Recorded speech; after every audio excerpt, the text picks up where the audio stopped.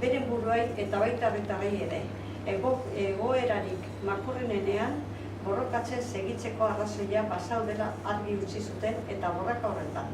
Moldeak ez zutela zertan beti berdinak izan behar. Norberaren iniziatiba eta indarretik sortzen direla borrokariak ederrenak, zailenak, arrakastatzuenak. Laiotzaren izalean antolatutako protesta bat, tamaina horretara eramatera bera bakarrik. Arrakasta izan zelako, irabazi zutelako. Gizabanakoaren mailarik gorenera iristean lortu zutelako. Laiotzetik dator itzulpen hau ere, ez borroka falta gaudelako eta irakaspenik behar dugulako. Euskaldunok sufritu dugu itzalean, latzak izan dira 11 protesta. Historia luzea da euskaldunarena eta kartzelarena. Kartzelari egunero aurre egitearen borroka gogorrak izanik beste interbiderik ez dagoela iritsita. Gorputza, armatzak hartuta odolez gure mezuak idatzi ditugu ziegaren paretetan.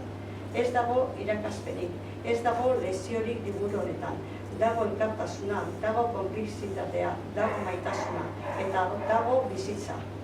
Bere latzean bizitza, barrote artetik oilua egiteko beharra ikaragarria delako.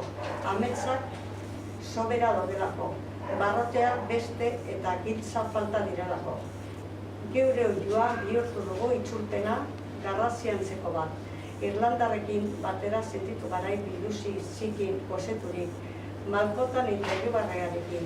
Hor dagoelako edertasuna, iribarrean, determinazioaren insistentzian, pazientzian, taldean, hortik erne eta askatasuna. Lan honek gure eguna beti zituen, bete beharreko bat bilakatu eta gure martxa markatu, nekatzeraino, gozatzeraino. Halako liburu formatuan amaituko zuenik imaginatu ere egin genion lanari.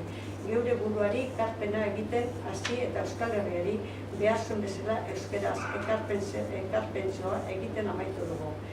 Ez da gutxi, gero, baina geurea zen eguneko zereginetik puntu honetaraino iritsi ahal izateko.